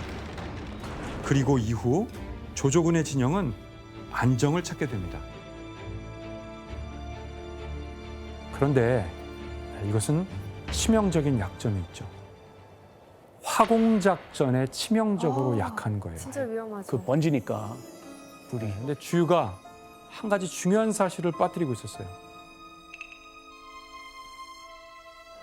화공에 절대적으로 필요한 것 바로 바람이었던 것이죠. 아, 바람이 없어요 또? 네. 공격 뭐 그림을 보면 불을 이용해서 이기려면은 불의 방향이 어디로 가야 되는 거예요? 뒤에서 일로. 그렇죠. 이 불이 조조의 진영으로 가야 네. 삽시간에 불이 번질 텐데 그러기 위해서는 바로 동남풍의 바람이 필요한 거죠. 근데 당시 이 시기 바람의 방향은 전혀 다르게 북서풍. 바로 손권의 부대 쪽으로 바람이 부는 이상, 그러니까 그렇게 한들 화공작전을 핀들 성공할 수가 없기 때문에 주유는 정말 머리가 쥐가 나도록 고민을 하고 있었던 거죠. 바로 이때 오늘의 주인공 바로 제갈량이 또 솔루션을 제공하게 되는 거예요. 제갈량이 제단을 높게 쌉니다. 칠성단이라고 하는 제단을 쌓고 하늘에 바람을 위해서 제사를 올리겠다는 거예요. 그리고 드디어 제갈량이 동남풍의 바람을 일으키겠다는 약속한 날, 황계는 조조에게 긴급하게 이제 당신의 진영으로 내가 이제 투항하러 간다. 이렇게 해서 가겠다고 뜻을 전하는 거죠. 그리고 조조군에 미리 항복 선언까지 했던 황계는 사실 그 배에 불을 붙일 준비를 다 하고서 맹렬하게 이제 조조의 진영으로 가게 되는데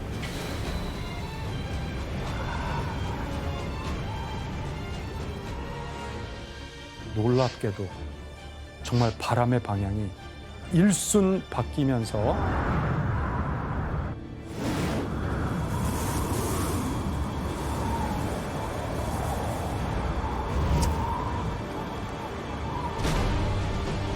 조조의 진영을 향하여 동남풍이 부는 거예요. 와, 정말 영화 같다. 그렇지. 그리고 그 다음에 곧 불을 붙인 황계의 배가 동남풍을 따라 조조의 진영으로 돌진하게 되면서 본격적인 전투가 시작됩니다.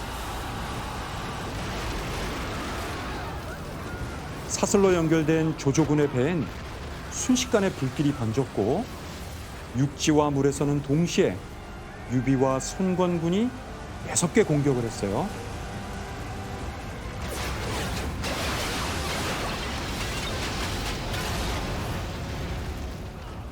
혼란 속에서 조조의 대군은 허망하게 무너지고 맙니다. 진짜 모든 조건이 다 맞아 떨어졌네요. 그러니까 너무 맞아 떨어져서. 사실 이 전쟁으로 최대 수혜자가 된 것은 바로 유비였습니다. 유비는 제갈량의 전략에 따라서 형주에 이어서 익주의 땅까지 차지하게 되면서 그의 정치 인생의 전성기를 이제 맞게 되는 거예요.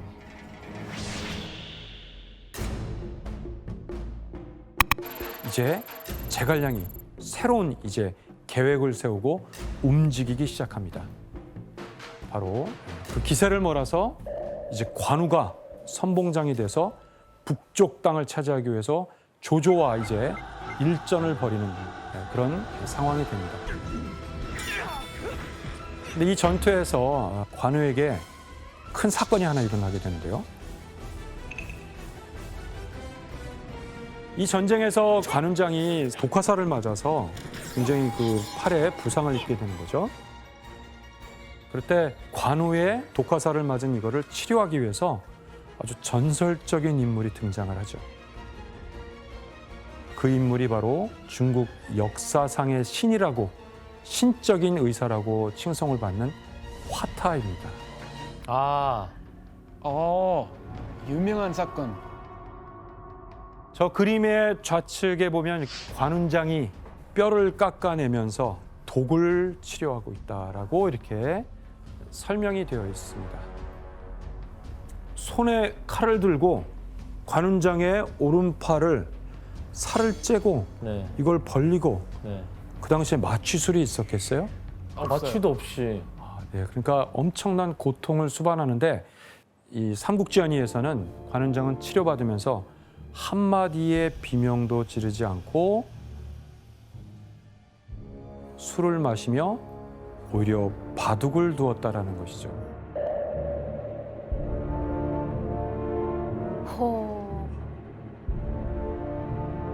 그렇게 수술이 끝나자 관우가 화타에게 그대는 진정한 신의이오 이렇게 얘기를 했는데 화타는 관훈장에게 뭐라고 얘기했을까요?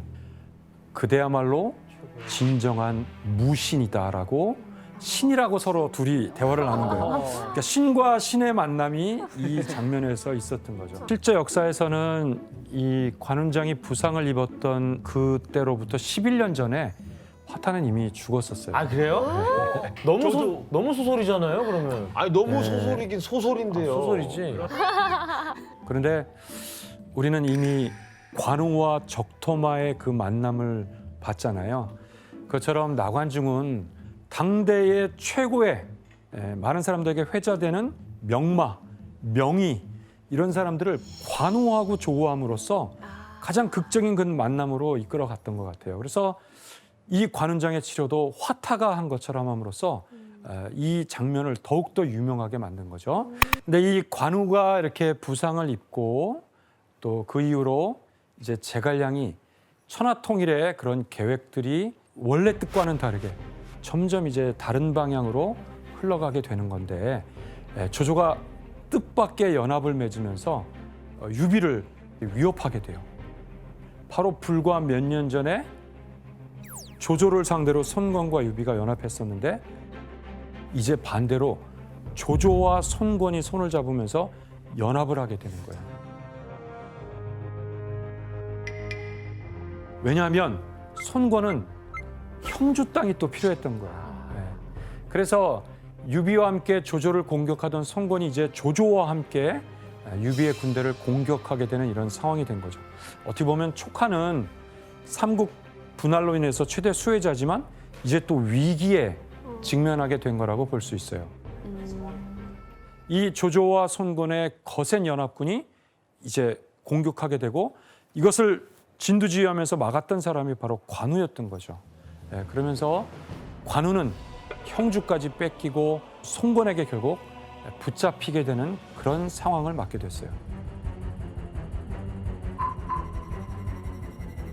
이렇게 유비의 의형제이자 충신이던 이 관우가 219년 12월 그의 나이 58세 때 생을 마감하게 됩니다.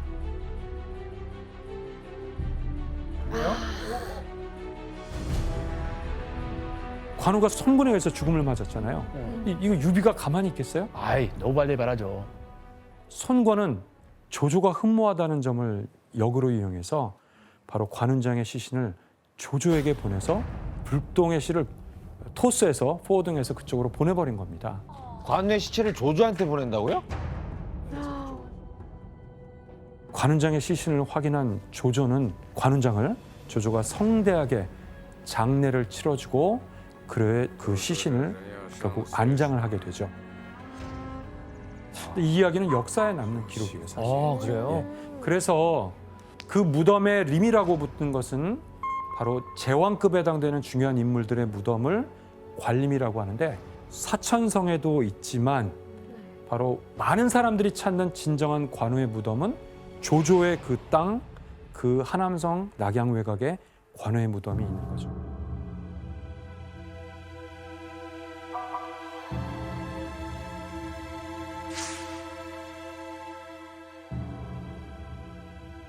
그런데 관우가 죽고 불과 한 달 만에 천하의 쟁패를 하고 천하의 주인공이 되고 싶었던 그 정치가 조조가 바로 한 달 후에 생을 마감하게 됩니다. 그래요? 그러니까 관우의 죽음과 조조의 죽음이 한 달 사이라는 것이 또 굉장히 좀 의아스럽죠. 실제로 역사적으로도 한 달만. 그렇습니다. 그래요? 그 정도 차이밖에 없어요.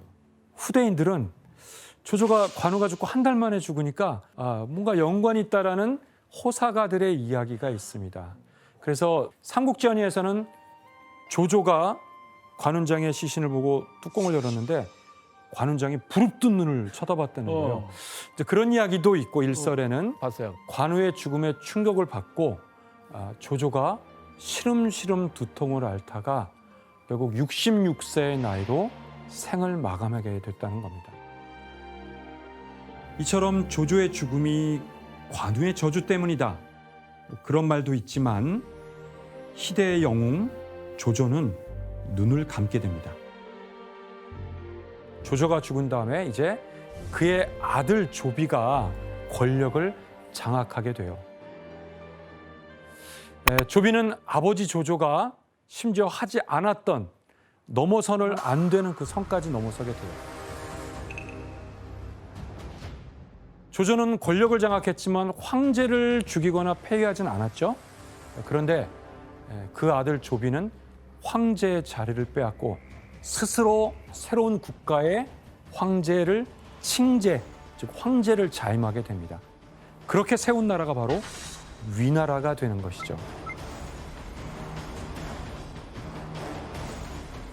아, 진짜요? 그런데 제갈량으로서는 이 상황을 받아들일 수가 없어요. 그 제갈량은 군주께서도 새로운 나라를 세우고 황제가 될 것을 간언하게 되고 드디어 유비는 촉한을 이제 건설하고 바로 그 황제가 된 것이죠.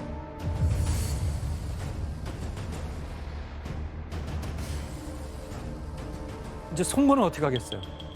따라해야지 또. 뭐 가만히 있을 수 없죠. 자존심이 상하니까 나도. 조씨 가문도 황제가 되고 유씨 가문도 새로운 촉한의 황제가 됐으니까 그 이듬해에 손건도 오나라를 세우게 되고 바로 또 황제가 됩니다. 이렇게 됨으로써 명실공히 위촉오라는 바로 세 나라의 삼국지, 세 나라가 이제 건국된 거예요. 황하유역 대부분은 위나라가, 그리고 남쪽에 강남과 장강 이남의 이 광대한 땅은 손건이 장악하게 되고 오나라라고 하게 되고, 장강 중류유역과 바로 사천 지방과 호북성 일부 지역을 포함해서 촉한이라고 하게 되면서 세 나라가 정립, 즉 딱 세력 균형을 이루게 되는 상황. 바로 제갈량이 계획하고 예측했던 바로 천하 삼분지계가 비로소 완성이 된 것이라고 볼 수 있어요. 여기서 역사가 끝났을까요? 꼭 그렇지만은 않아요. 관우가 죽었음에도 불구하고 제갈량은 천하일통의 꿈을 버리지가 않았어요. 제갈량이 볼 때 누가 정통성이에요?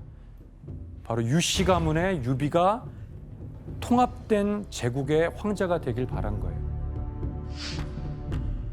그래서 이제 유비는 제갈량과 더불어 천하일통을 도모해야 되는데, 제갈량이 위나라를 의식했다면 유비는 그의 의형제인 관우를 죽인 손건을 향해서 목표를 정했어요. 복수. 제갈량의 뜻은 달랐다고 그랬죠. 제갈량은 이제 이런 얘기를 해요. 진정한 도적은 저 위나라가 도적이지 손건이 아니라고 얘기한 거예요. 그러나 유비는 제갈량의 말을 듣질 않았어요. 이미 복수심에 눈이 돌아갔죠. 예, 복수를 하려는 거죠. 그래서 전쟁을 선포하게 됩니다. 그러나 이 선택, 이 전쟁은 최악의 판단이라고 할 수가 있어요.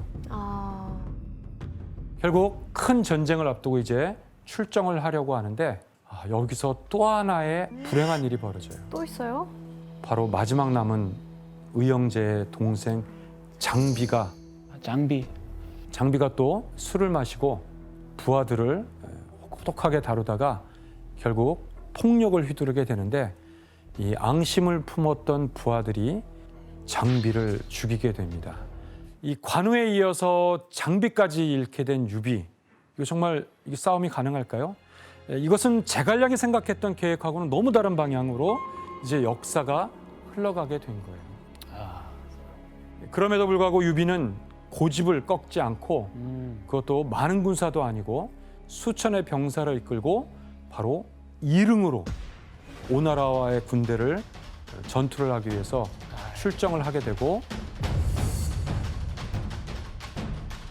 222년경 마침내 손건의 군대는 유비의 군에 대한 총공세를 하게 되고, 결국 유비는 이 전투에서 대패를 하게 됩니다.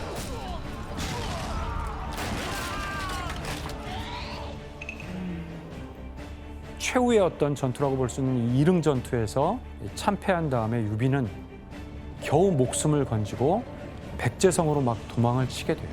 사실 이 전투는 삼국지의 중요한 전환점이라기보단 바로 유비의 마지막 전성기가 지나가는 어떤 마지막을 위한 그 전투라고 볼 수가 있는데 정말로 이 전쟁 바로 이듬해가 되게 되면 유비는 223년 63세의 나이로 세상을 떠나게 됩니다. 유비도 가는구나.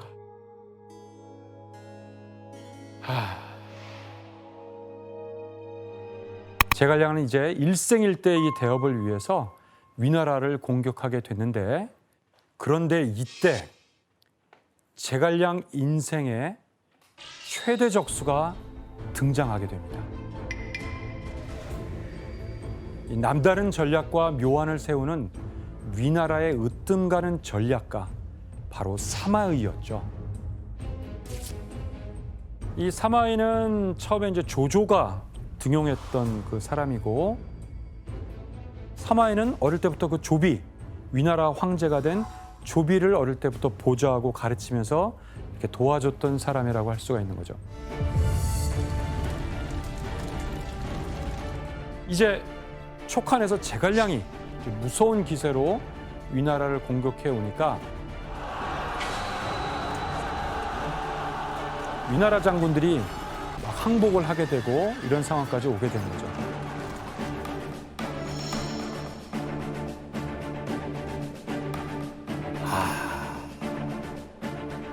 북을 평정하려는 제갈량을 사마이가 대군을 이끌고 이제 오게 돼요. 근데 제갈량은 그 대군과 사실 싸울 의도가 없어요. 왜냐하면 너무 대군이라. 그러나 제갈량은 군대는 뒤로 퇴각시킨 다음에 사마의 군대가 보이는 촉한의 군진이 보이는 저 높은 성벽 위에 올라서 제갈량은 태연하게 가야금을 이제 연주하는 거예요.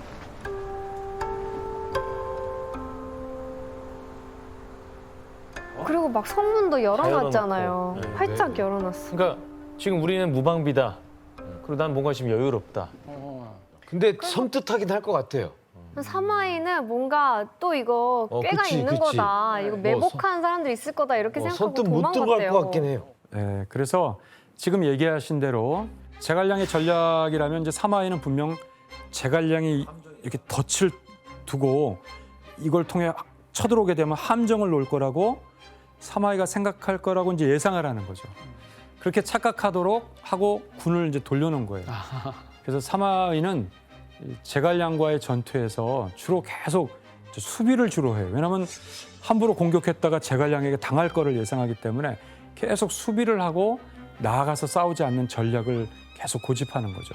그런 상황에서 이제 제갈량의 북벌은 이제 어떻게 됐을까요? 사실 성공하기 어려웠던 이 무모한 전쟁을 제갈량은 마지막 집착을 하고 끊임없이 몇 차례에 걸친 전쟁을 감행하면서 신변의 외병을 얻게 되고 극심한 스트레스를 받다가 54세의 나이로 제갈량마저 숨을 거두게 되고 촉한의 북벌은 결국 실패로 돌아가게 됐다라고 볼 수가 있어요.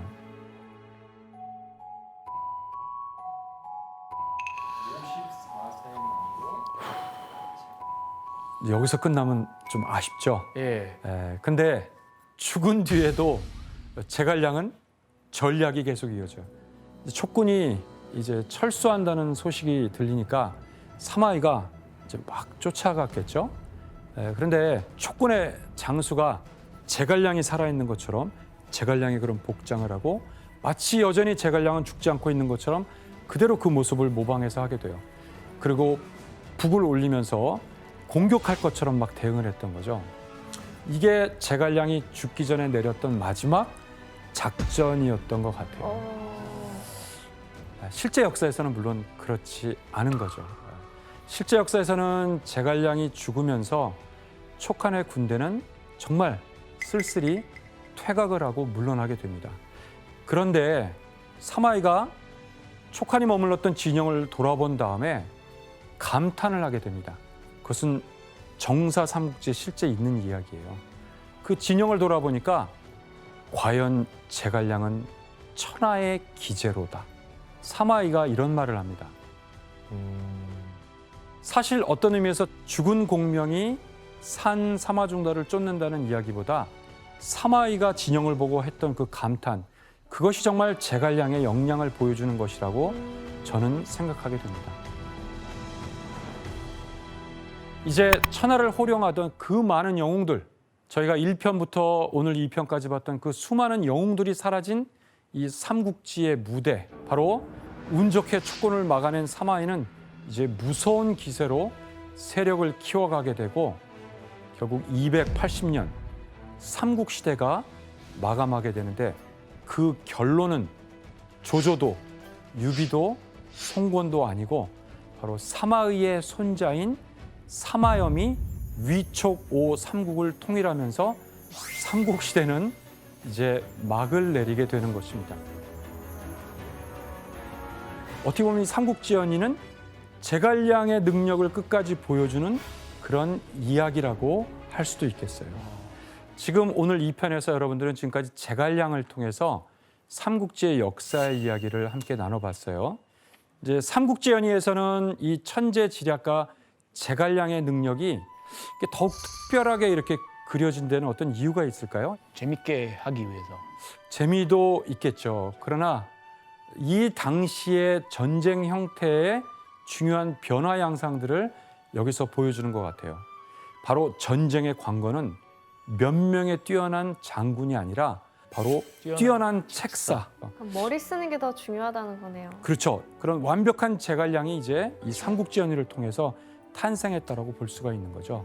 그리고 정말 이 삼국지연을 통해서 후대인들은 제갈량을 후대에도 귀감이 되는 그런 역사적 위인으로 많이 사랑하게 됐다라고 볼 수가 있습니다. 그리고 제갈량이 활약했던 장소들을 여전히 많은 사람들은 유적지로 해서 찾아가고 그를 추모하고 그런 거죠. 성도에 있는 무사가 그렇고,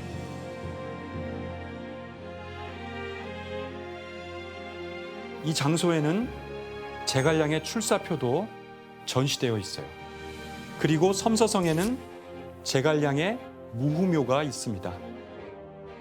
그리고 이 제갈량이라는 인물과 그의 활약이 정말 사람들이 믿는 진짜 역사로 이제 정립되게 됐다라고 볼 수가 있어요. 그리고 지난 1996년에 손권이 통치했던 오나라 그 지역에서 수만 편의 나무에 쓰여진 목관이 발견이 됐어요. 이곳에서 약 10만여 매, 총 200만 자 분량의 목관과 죽관이 출토됐고, 그 안에 손권의 통치 당시의 연호가 적혀 있어요. 그리고 2018년에는 중국의 하남성, 우리가 봤던 그 허난성의 안양면에서 조조의 무덤이 거의 확실한 그 무덤이 발견이 됐어요.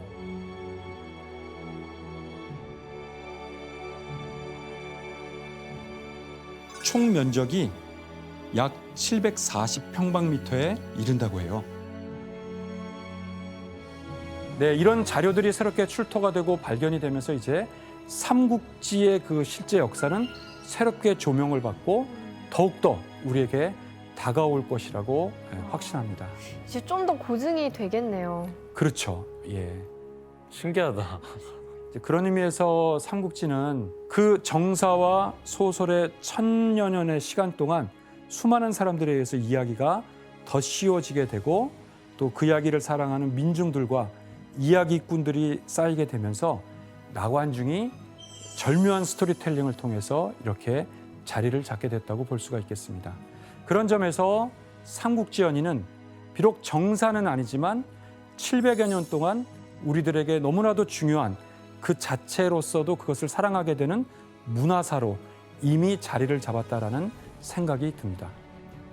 삼국지는 앞으로도 계속 연구될 테고, 그리고 더 재밌는 이야기가 앞으로도 밝혀지겠죠. 그때 여러분도 오늘 들은 이 내용으로 삼국지를 자신만의 시선으로 해석할 수 있기를 바라면서 오늘 이 시간을 마무리하겠습니다.